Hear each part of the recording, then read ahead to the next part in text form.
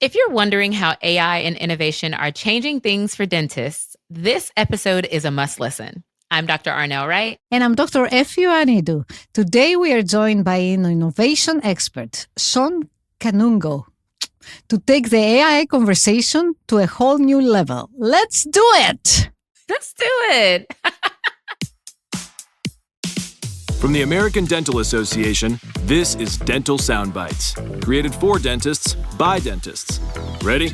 Let's dive right into real talk on dentistry's daily wins and sticky situations.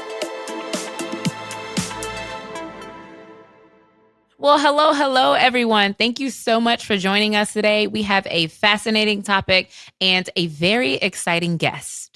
That's right. He's globally recognized as an innovation strategist and as a best-selling author. He has millions of views on social media and he has streaming special on Apple TV and Prime Video, which we will talk about later in the episode. And I love all these things, right? I love streaming. I'm always on Apple TV. I'm always on Prime, and I have watched Shawn. Plus, you know what? He was also SmileCon's 2024 keynote speaker. Please welcome to the show, Shawn Kanungo. Hi, Shawn. Hi.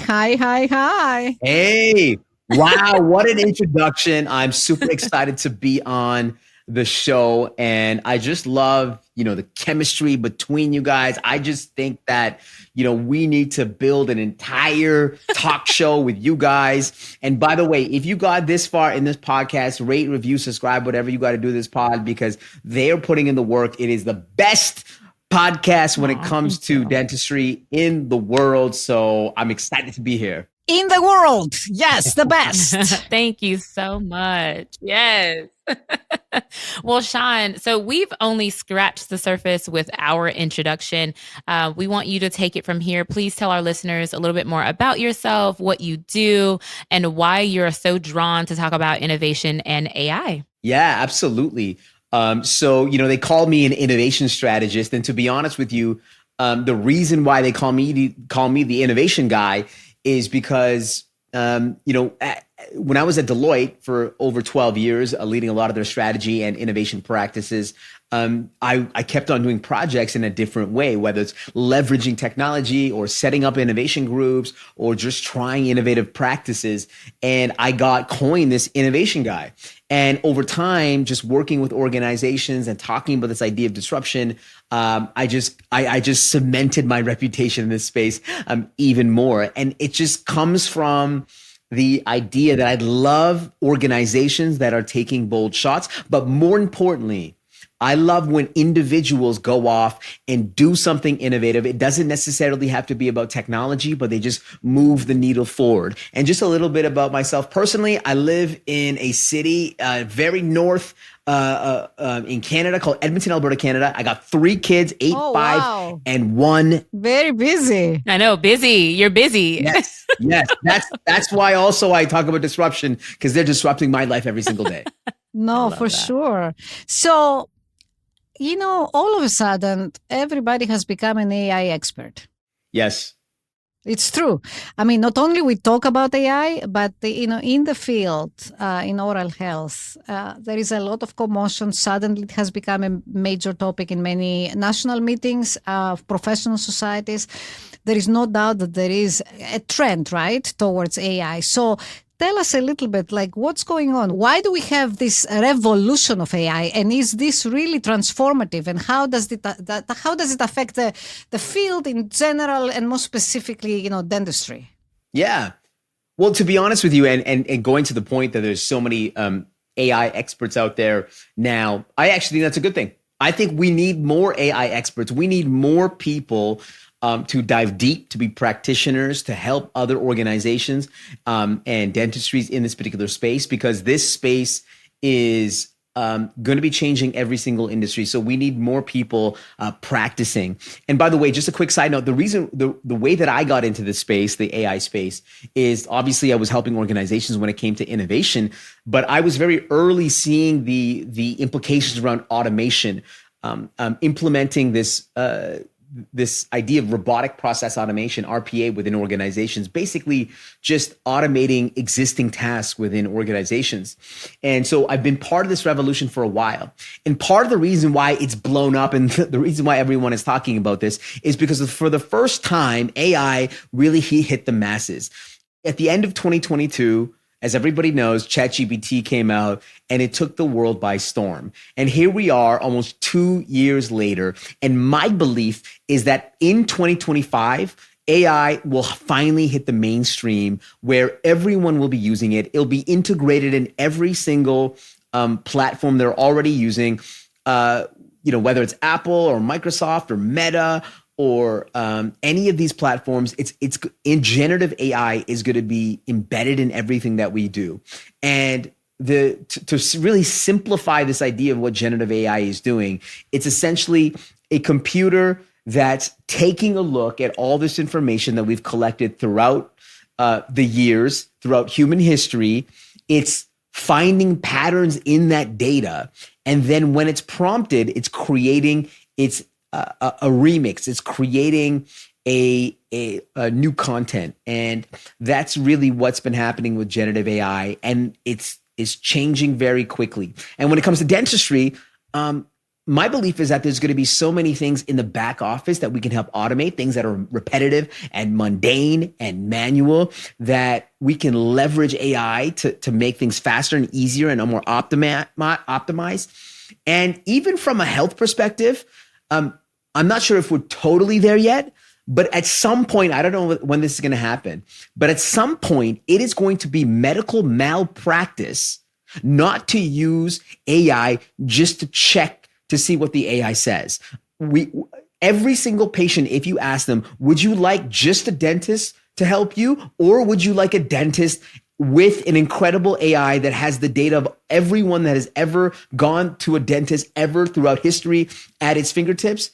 Every single patient would say, yes, I want the dentist plus AI. So my belief is the future is not just the dentist, but it's the dentist super fueled with the AI. And I think it's going to be an incredible resource for us. I love that you said super fueled. Oh my gosh. And I remember from SmileCon when you said actually in your keynote that it will be medical malpractice. And I think we all were like, oh gosh, okay, where is he going with this? Like there were so many amazing moments from your keynote speech. I remember you talking about and showing the audience how you took a common paper form, actually, to your point about some things that are happening in back office, and you turned it into a web app using AI. So can you walk our listeners through how you did that, and how can we do more things like that and just integrate? Because, you said in your presentation that it's the age of, was it infinite leverage? I think that's what you said, infinite leverage. So how can we do that? Look at you. You're taking good notes. That's great. I told you, I was like zoned in, and I was right in the front too. So I was like, oh my gosh, this is my language.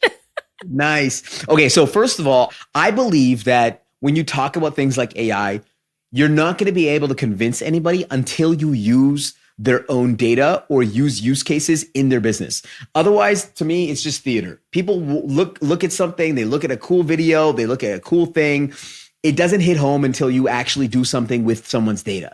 And so what I did is I just went to the American Dental Association's website. I grabbed a typical dental claim form, and it was just a PDF document. And what I said to the audience is, what I want to create this dental claim form and turn it into an interactive web app. So what I did was I went to my favorite large language model AI tool today, which is called Claude, which is by this company called Anthropic. And I just put in the PDF of this claim form, and I just asked Claude to turn it into an interactive web app that I could embed into my website right away. It would give me the code, the features, etc., that I could just copy, paste, and put onto my website so that a patient has a more easier way of filling out a dental claim form.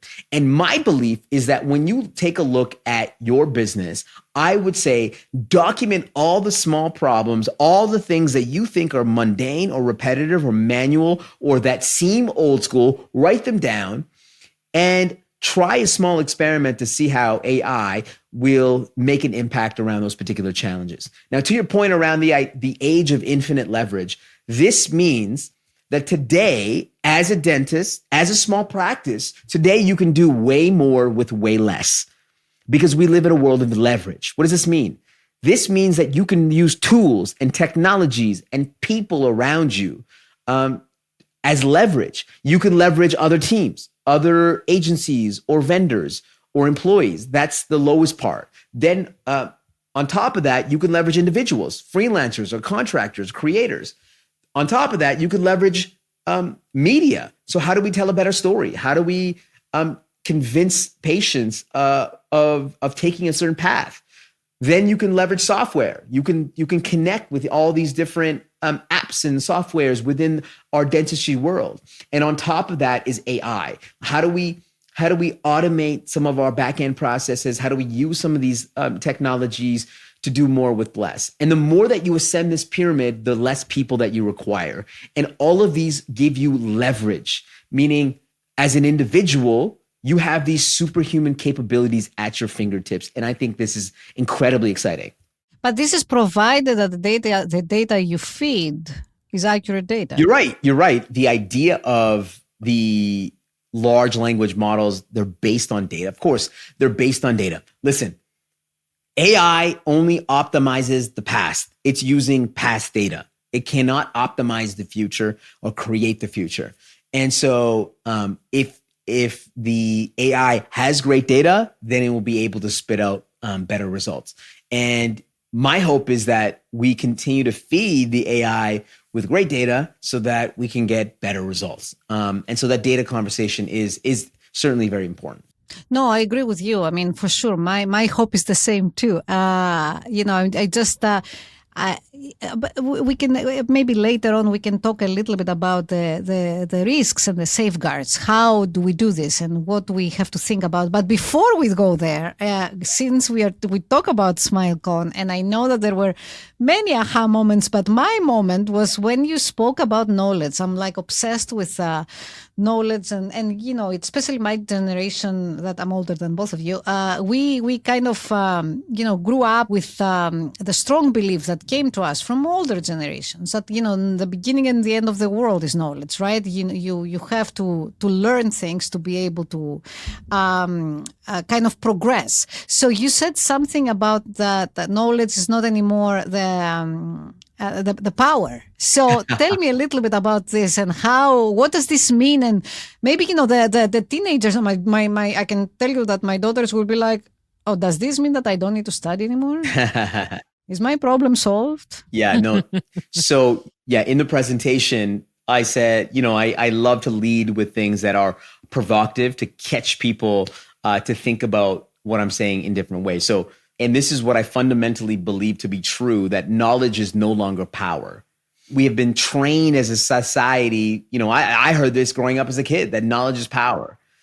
And today I do not believe it anymore. Not when everyone has an AI co-pilot, not when everybody around the world has access to this tool that can generate all of the world's knowledge at our fingertips. I don't believe that it's power anymore. I believe that it's important, but I don't believe it's power. To me, what is really power today is people that are hungry, people that can go off and execute, people that can innovate, people that can fight the status quo, people that are unique, differentiated, people that are bold. To me, this is power.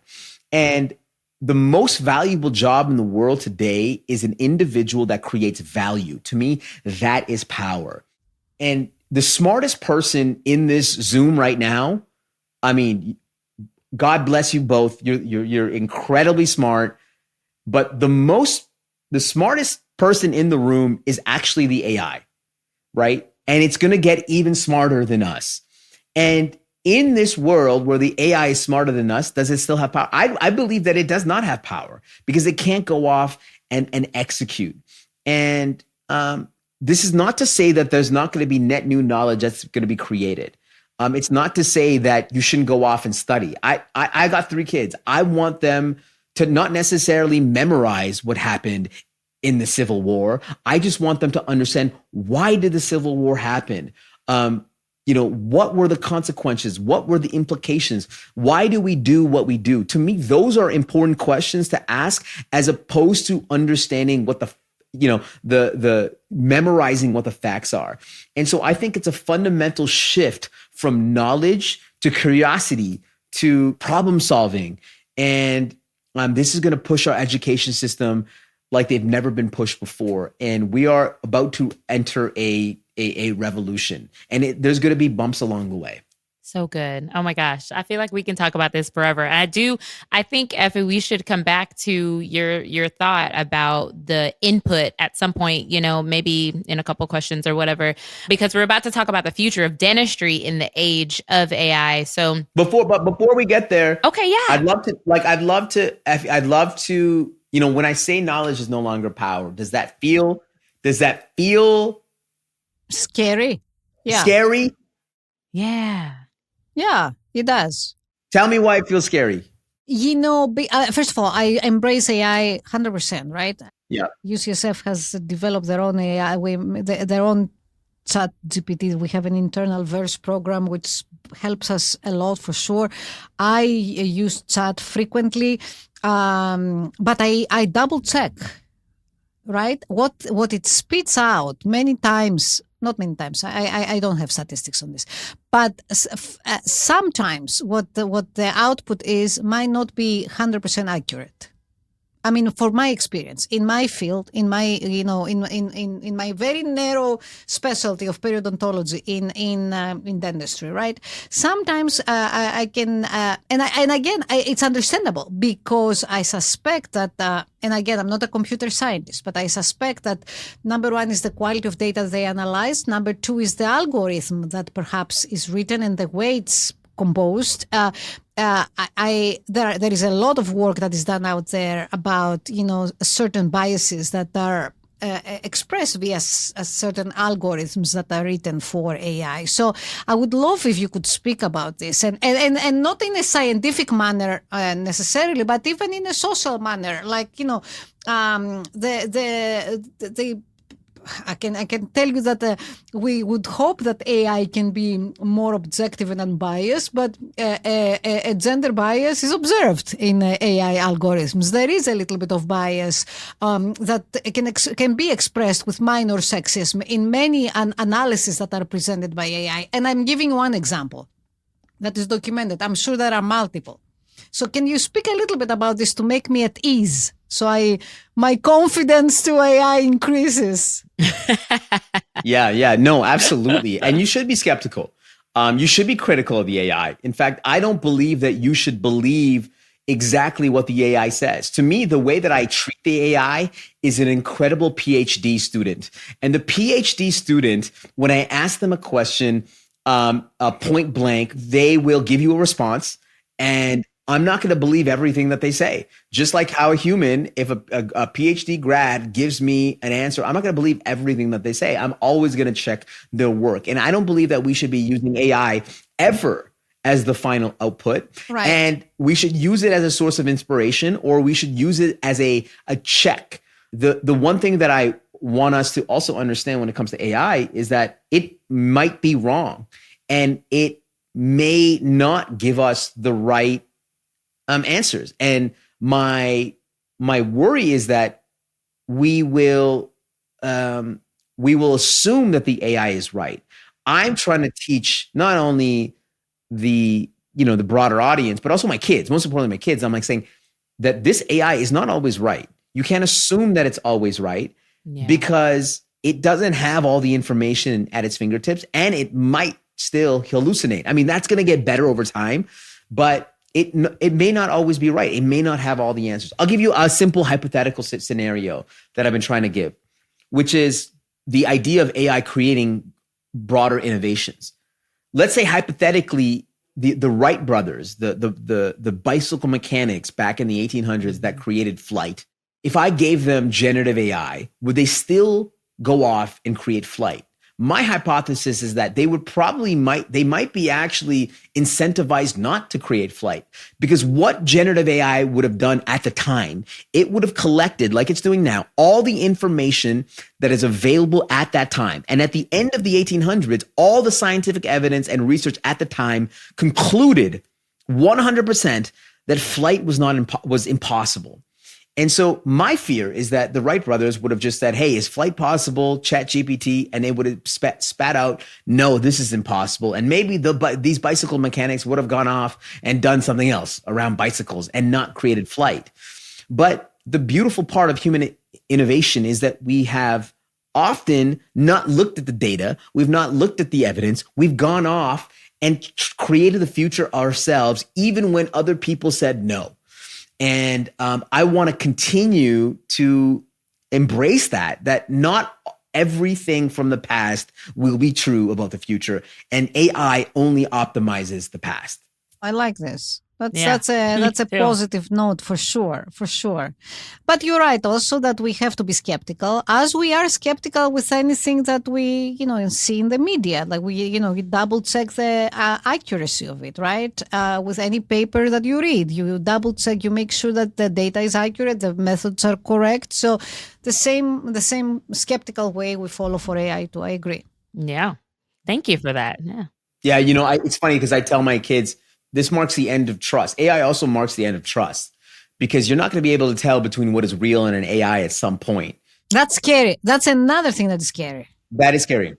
That is scary. I was going to say, do you believe in trust but verify? But I'm glad that you went there for trust, because it seems like the theme was going to be trust but verify. But it sounds like you're going to say it marks the end of, is it human trust or? I would say digital. I'd say anything that you see digitally will be, you're not going to be able to trust between what is real and what is AI. Yeah. In fact, some experts believe that by the end of 2025, that 90% of the content on the internet will be driven by AI. And it makes sense, because when you can just exponentially create content through AI, it's just going to be inundated with AI content. And by the way, it's going to be reinforced by AI. Plus the fact that we're going to create more sophisticated images and videos. It's going to get even more saturated. And so this is why I believe that humans are going to become increasingly more important. And that's what I tried to reinforce in the presentation, is that, doubling down on humanity, on what I call friction, is going to become disproportionately more important in an AI world. Actually, doubling down on humanity, making things more meaningful and magical and memorable, will be even more important in an AI world, because we're not going to trust what we see online. So we're going to come back to trusting people in person. And I think this feeds very well back to dentistry, because to me, dentistry is a business based on trust. You still have to see people in person, in close proximity. You have to, trust, the people around you. It's a very relationship and trust business. And it's going to be more important in the future. We'll be right back. Being understood is critical, especially in dentistry. Participate in tailored workshops led by experts in interpersonal communication and leadership, designed to elevate your leadership skills and empower you. At Elevate 2025. Register at ada.org/elevate.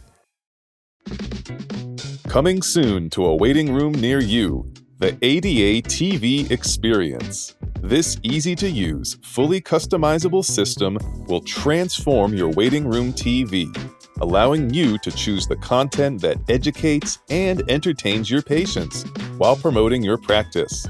Visit ada.org/TV for more information.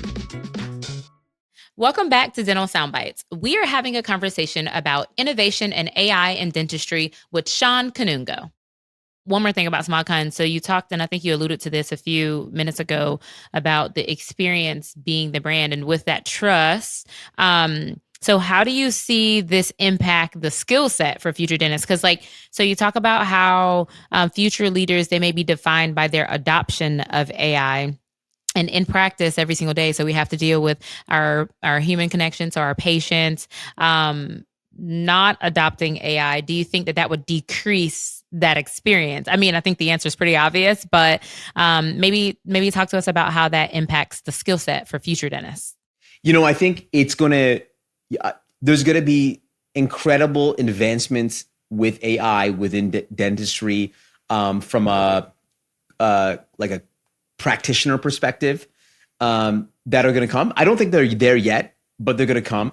And my belief is that whether you are a dentist or you're a dental hygienist or you are the receptionist, whoever is within any organization, you will all have to be AI fluent. This is going to be a base level skill, just like Microsoft Word, Microsoft Excel, and using, basic dental equipment. You'll have to understand and be fluent within AI universe. We're going to be every aspect of what we do is going to be augmented with AI. So you either get upskilled now and be curious of what's happening within this industry, or you will be irrelevant. But at the same time, my belief is that because we're going to be inundated with AI and the world is getting noisier, that people will also crave incredible in-person experiences. Now, I'm not just talking about hospitality and travel and events, but also at the dentist's office. They want an incredible, memorable experience. And they want to feel like they can trust the dentist and the people within that particular office. And the more that we can double down to make that patient experience exceptional, the more trust they're going to have. And I think that there's incredible opportunities to innovate in that experiential, to make that even more of an experience. I'll be honest, the reason why my kids love going to the dentist has nothing to do with the fact that, they're getting better oral health. They go there because when they go there, there's like a machine where they can turn and they get a toy out of it. And they're like, I love going to the dentist. I love this. And hey, if that's what takes you to go to the dentist, So be double it. down on that. Yeah, I love it. for sure. And so how do we create an incredible experience? And I don't think that takes away from all the incredible things that dentists do. I think it's part of the experience. Oh, I love that last line. Thank you. Yeah. You said something like, and I like this, that how it's not only the dentist, but the dental hygienist and the office staff that have to be on board with this, right? So everybody has to be in a practice, in an organization, AI fluent, I guess. How can dentists work and encourage this shift? The cultural shift, like a mindset shift towards AI, and maybe kind of fight the fear and resistance that I expressed earlier, but in a skeptical way, not really a fear of progress, but you know what I mean. So how can we do this to make sure that everybody in the practice is on board? Yeah, in my experience and my observation, implementing disruptive technology within organizations, big and small, is the mistake that I see over and over and over again is this top-down mandate that we need to be using a type of technology. We ingrain it within the policy and we tell people that this is what you need to do. Yeah. We mandate the training. I think that's the worst way going about it. My belief is that every single disruptive technology starts out as a joke, meaning it looks like it's cute. It looks like it's fun. And I think we should embrace that.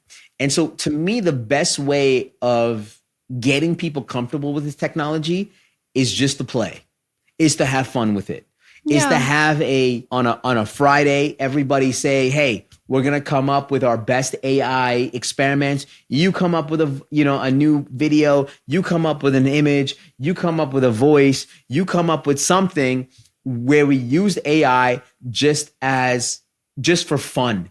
And the more that we can share all these fun use cases using AI, it will start to make AI more, not only part of the language, but it will start to, I believe when people actually play, they actually go off and take action, it makes it less scary. In fact, in the presentation, I said, if you're scared of this technology, that you should work scared until you become scary. Yes, meaning that you was a good should one. work scared until you become dangerous and start playing with this technology and become more comfortable with it. So the more that we can play with it and not make it part of our mandate, but just put in small challenges or experiments where we can see how this can automate what we were doing in the back office, or come up with really fun ways of creating cool patient, workflows or infographics, or creating fun little videos on our social media. The more that we can get comfortable with the technology and the language,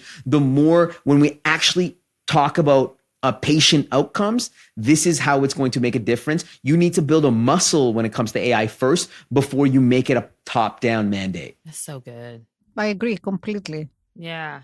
I think that's really, really insightful, because when I think about like my workspace as an aside, we have a few different technologies that we're going to be experimenting, and it is a little bit top down, and I'm like, I wonder if I can say, well, because I think in a corporate world, the senior leadership, they're thinking about scale, of course, and bottom line, and so it's kind of like, how much room do we give for play? So it kind of has my mind thinking over here, like, how can I have these conversations with our senior leadership to make recommendations that we just have time to experiment and bring different, different AI tools to their attention that they may not even be aware of. I don't know if that's something that you think about. Yeah, I've seen this happen so many times where no matter what type of technology is being implemented within an organization, there's always going to be certain features that people don't understand or they don't know, and the more that we can make, we can bring light to those different things in a fun way, or in a cool or exciting way, and we can share those best practices openly. That's how we're going to get more use of the tool, because the more that we see other people do things, the more that it's going to make it comfortable for us to do it. So that's what I would say. I'll give you an example of this. Like, I remember, our firm enacted this new social media tool called Yammer. Yammer was like pre-LinkedIn, or, during LinkedIn's time. It was like a corporate Facebook, right? That's what it was. And the organization mandated everybody use this thing, but no one's going to go off and just use it. The reason why the implementation failed is because they just said this was available and this is what you can do with it, and go off and do it. But if it's not part of our daily habit, it's not part of our daily, muscle. If we're not building a muscle around it, we're just going to forget about it. We're way too busy. There's way too much stuff out there. You tell me to do something, I'll get to it later. Very true.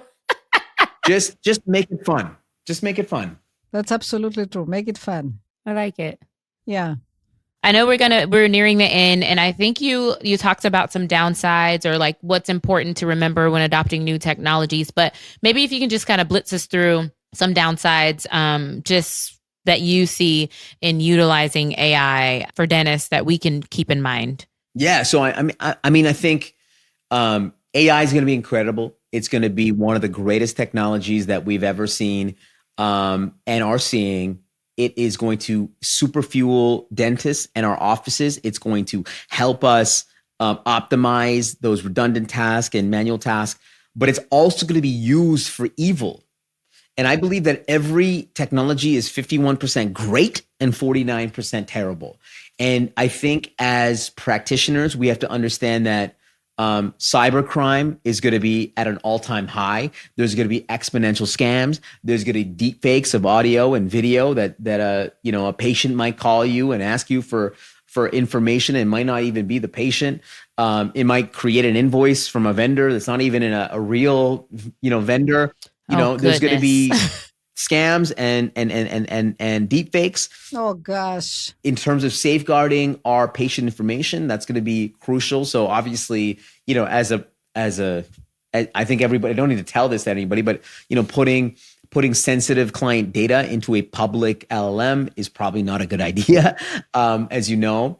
And I think, as we talked about, the deepest implication, the true deepest implication, is the end of digital trust. And I think this is why, in a world where we have less digital trust, or the end of digital trust, this is where the real professionals shine. And this is why we need more dentists to create a voice for themselves. We need more dentists to step up and shape the narrative around dental health, so that we believe in the people that have done the due diligence. They are going deeper, and are creating impact to patient outcomes. And those are the dentists. So we need more dentists to step up in this world where, we're not going to be believing what we see online. Yeah. Yeah, that's very true. And in addition to your streaming endeavors and discussions on AI, you also have this interesting book, The Bold Ones. Yes. I love it. Yes, the bold ones. It's the same title, right? The Bold Ones and the Bold Ones, right? Yes. The bold ones is a playbook for individuals to go and be bolder. And what I wanted to do is pull together a book that pulls together, people across history and people in the culture today that have gone off and really disrupted the status quo. They've gone off and done some incredible things and disrupted their industries. And I want to highlight a book for individuals to go off and do this, because I love organizations disrupting different industries, but most importantly, I'm fascinated by individuals going off and shaking the world up. And so that's what the book is all about. Who is the boldest? Who's the boldest? The boldest one is you. In the history of the bold. There's so many incredible stories in the book of the people who are bold and are trying things and are doing things. And so I can't pick the boldest person, but I would say, this is how I end most of my keynotes, is I say that the most dangerous person in the room is the person who is most afraid, but bold enough to move forward. The people who, it's not the people that are confident. It's not the people that are, have the most courage in the world. It's the people that, maybe they're afraid. Maybe they don't have all the right answers. Maybe they don't have all the data, but they still continue to move forward. And to me, that is the boldest person. And so it's this idea that anybody can be bold. And that's why I want to write the book. So good. I love that. Thank you. Awesome. Dang, man, our time is almost here. I feel like we can just go on and on, but we do want to formally thank you so much for sharing your insights with us and with our listening community. Is there anything else you want to add that we haven't covered, Shawn? The only thing that I think we haven't covered is like how to start with this AI piece, and where I think, the most opportunity is.